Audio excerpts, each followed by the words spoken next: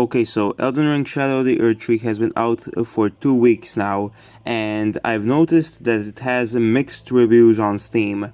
A lot of these negative reviews came from, genuine criticism and people complaining about how this game runs on PC. But a lot of those negative Steam reviews came from people who think the DLC is too hard and that the bosses should be nerfed. I'm here to say that that's just a load of bullshit, but before I touch on that, I need to talk about why I think this DLC is absolutely amazing. From Software nailed it with this DLC. I absolutely loved it. I played this DLC on New Game Plus around level 167. That was the level when I started playing the DLC. Right now I'm level 184, 183, something like that. And this DLC finally overtook Bloodborne: The Old Hunters as my favorite DLC in gaming history. Everything about this DLC feels masterfully crafted. The enemy placement is on point. I like the new enemy designs, the new enemies that were added, and I absolutely love the world design of this game.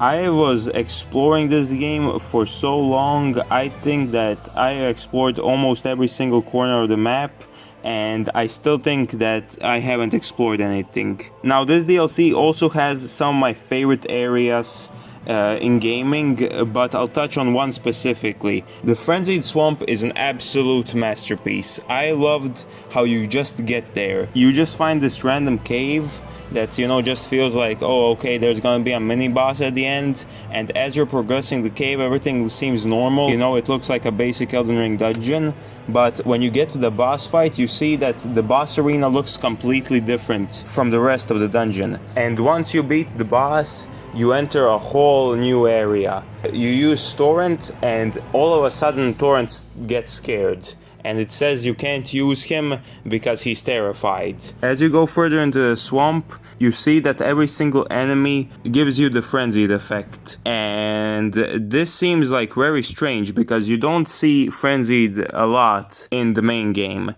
You see the frenzied village and that's about it. And of course there's the Frenzied Flame ending, but none of this was really advertised a lot in the DLC's trailers. At least I didn't see it, maybe I'm stupid. But everything about this area feels so great. You know what's my favorite part? When you're in the fog and everything looks like Silent Hill 1.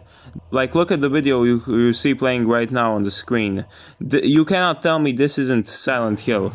And the enemies in this area are genuinely terrifying. The ones you can't hit, they are absolutely terrifying to me because when I was trying to hit them, they just went in there and just sucked me off and gave me frenzy. So you actually need to crouch and stealthily move around them, or you can just be me and quit the game every single time you get spotted, so you can reset the enemies to their starting points. And you progress the swamp and you finally enter the mansion. You hear a weird voice and it seems that you are uninvited. You hit an illusory wall and you can explore the entire mansion. As you progress, you see more and more frenzied enemies. And at the end of the area you meet this guy, but we'll get back to him later. Another area that I like is the Dragon's Peak. I absolutely loved it because it's at the complete south of the map, and it's kind of hard to find this location because you need to go to a completely random cave. It doesn't even look like it's connected to anything there. But I can pretty much say that for any location in the DLC because it's fucking big. Apparently this DLC was supposed to be the size of Limgrave. If Miyazaki thought that 90% of the map was Limgrave, then yeah, it's 100% the size of Limgrave. And as you keep exploring, you see all these dragons, and just the aesthetic of the area is absolutely phenomenal to me. And yeah, there are also other areas that I liked and that I enjoyed exploring, but I wanted to touch on these two areas specifically because I think these are the areas that have the best design. Now, it's time to talk about the most important thing to me in this DLC, and those are the bosses. I absolutely loved every single boss of this DLC. Mesmer, Midra, the Dancing Lion are some of my favorite bosses in this game, and also Bale and Radahn are phenomenal. First, let's talk about my favorite boss of all time, Mesmer. Mesmer is a fast-paced fight, and a lot of people have been stuck on it for a long time when they were playing this game. But I actually think that Mesmer is one of the most fair bosses in Souls. Sure, it's a fast-paced fight, but this boss has clear openings that you can use to your advantage to hit him, and especially if you're playing a bleed build like me, you're gonna chop off his HP a lot. I think that Mesmer is a boss that does everything correctly in my eyes, even the second phase. A lot of people say that the snakes are bad. I didn't mind them. I think they are dodgeable, especially once you learn their patterns and where they move. I think Mesmer is my favorite boss of all time. I just need to say that. His design is also absolutely phenomenal. Now that I mentioned him, I need to talk about him. Midra is an absolutely incredible boss, and everything about him is just phenomenal. His openings are clear, I know where his attacks are gonna land, his spin attack is absolutely beautiful and it's easy to dodge. When he uses Frenzied, you need to be very careful because that can kill you very easily unless you're lucky like me, who when he gets Frenzied stun you have just enough time to roll out of Midra's attacks. And Midra's design is absolutely incredible, we cannot take that away from him. When you see just an old man in a boss arena, you think to yourself, why the hell am I fighting this guy? But when he becomes the Lord of the Frenzied Flame, I absolutely loved his design and everything about that, because it's an oh shit moment, because nobody mentions Midra in the main game, and you think that you're the only, Lord of Frenzied Flame alongside with Wyke. But when you see this other guy, a third guy in the picture, Midra just feels like a mystery, and everything about him beautiful, phenomenal.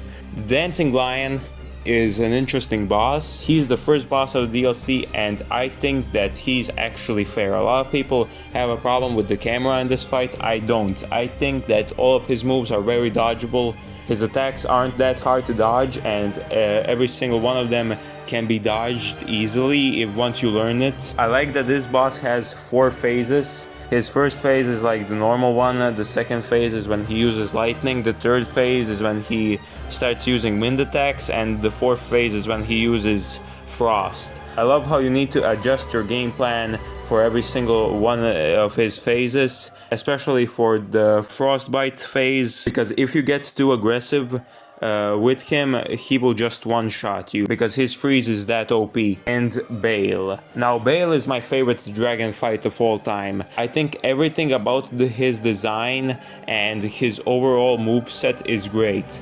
He's easy to beat, he's not BS like some other dragon fights. I'm looking at you, Dark Souls 2. And his health bar is decently sized. If you're playing a bleed, it's gonna take a long time for that bleed effect to come in play, but once it does, it's gonna chop a lot of his HP, and once you do that, you are just set for life. You can beat him normally. I like the NPC you can summon to kill him. I think that's a great quest line. Personally, I didn't summon for this fight because I just don't like to use summons, and yeah, I think he's just phenomenal.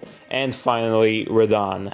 Radahn was added for fan service, let's not act like he wasn't. Ever since Elden Ring first came out, people were desperately asking for Prime Radahn, because this is Radahn's weakened state. Imagine what he would have looked like when he was in his prime, and yeah, this is it. And I think, I'm just gonna be a little bit nitpicky here, but I think they didn't do Radahn justice in this fight. You chop around like, what, 1/3 of his HP and he already needs Step Bro Mikula to save him. Like, is that Prime Radahn? He just needs Mikula? Like, come on, man. Now, the boss fight is just the Bandai Namco logo. He gives me a Epileptic Seizure when I was fighting him. His moveset is great, though. He is a well-telegraphed boss fight. And yes, I did use the Mimic for this one. Do I think he's hard? Yes, he is hard. There is no going around that. Prime Radahn is absolutely hard. Not the first phase, the second phase is. and I feel like I just enjoyed this fight more with the Mimic tier. You know, I tried to fight him, normally, and yeah, I did a lot of damage to him, but again, the second phase does way too much damage, and if it's a 2v1, you bet your ass I'm summoning a Mimic. Another thing we need to talk about this DLC is the upgrade system. I think From Software nailed it with this upgrade system. I like how the bosses scale with your level, and you can just enter this DLC at any level and play it. If you ask Google for a recommended level for Radahn, they will say level 200, which is absolute bullshit. You don't need any recommended level for Radahn. My brother started playing this DLC at level 70, and yes, everything scales to your level. I beat Radahn level 180 on New Game Plus. You don't need a recommended level of 200, you just need to have enough of Erdtree fragments, which are a great mechanic. I like how they added this from Sekiro to Elden Ring, because I think that this simplifies things a lot, and once you get more of these, you're just gonna feel unstoppable. But of course, a lot of people refuse to explore this game and grind, so that is why a lot of them get their asses kicked by the boss. And now I can finally start talking about this. Get good. How the hell can you review bomb a game because you can't beat the boss at the first try? Like, how can you do that? And I know exactly what's happening to your mind. Once you heard that the DLC is coming out on the 21st of June, you needed to beat this game and, upgrade yourself to level 300 so nothing surprises you in the DLC. And that was a mistake on your end. We have been told from the very beginning that the DLC will scale with your level, so the fact that you thought that this DLC would be a cakewalk is stupid from you. Like, you knew this wouldn't be easy. You know that the DLC of a From Software game is always harder than the main game. And yes, I understand why you don't like this. You have the same problem that I had when the original Elden Ring came out. You see, I've just beaten Dark Souls 3 and Sekiro, and I thought that I was 100% ready for Elden Ring, especially when Miyazaki was saying that he wants to make sure that everyone would be able to play it. And when I couldn't beat the boss on the third try, I got really frustrated, and I thought that it was the game's fault because I didn't have a skill issue. I shouldn't get good, and that was the problem. I should have gotten good, and I gotten good. That's why I like this game now. At first I didn't like it. I thought that a lot of the bosses needed the Mimic tier to get beaten, and I thought that the bosses were just made for summons, and that was an absolute lie. You can't roll spam anymore in this game, and you need to learn how to dodge attacks properly. That was my problem with Elden Ring when it came out, and that is your problem with this game's DLC. But I'm here to tell you another thing. You shouldn't be afraid of using summons. A lot of people get mad when someone uses summons, and bro, shut the fuck up. You know why Dark Souls 1 got so popular? Because you need to use every single one of your resources to beat the boss. And summons are one of your resources. You shouldn't be afraid of using them. But people are afraid of being judged because someone says that summons are dumb and the people who use them have a skill issue. And this pisses me off, because I don't use summons in this game, okay? I don't like using summons for a lot of things. Unless I'm fighting Mikula, because that man does not deserve any sort of respect or any sort of respectful death. But if you can't beat the boss, and you don't want to level up to that level where you can beat him easily because it will take a lot of your time, then just use summons. It's not hard. Just press the square button on your PlayStation controller. But I know why people are afraid of using them. It's because Soul Sweats and From Software sexuals are angry when someone uses summons. And just grow up and take a shower, bro. Not everyone is gonna play the game your way. Also, a lot of people got their ego hurt in this DLC. A lot of people went from, oh, Elden Ring is so easy, to, oh my god, this is hard. Because they realized From Software is listening to your criticism. And because a lot of people were saying that this game is easy, they decided to bump the difficulty up and the damage. And people got really mad that the first thing they did was start review bombing the game with bad Steam reviews, because they realized they aren't good enough at the game. and they refuse to use the Mimic tier because then they would be on the same level of people they criticize. So they review bomb the DLC and say that From Software got too far, even though every single DLC is the hardest thing in the game. You should have learned that by now. You've been playing Souls for a long time, you're a Souls vet, or that's at least what you consider yourself. So why are you review bombing this game? I would have gotten it if the bosses were actual bullshit, like Melania, but that's a topic for another day. So overall, do I like this DLC? Yes, absolutely. 10 out of 10 masterpiece. I loved every single thing about this DLC, I loved every single boss about this DLC, except for the fucking boar, and I think that if you're a Souls fan, you should play this game.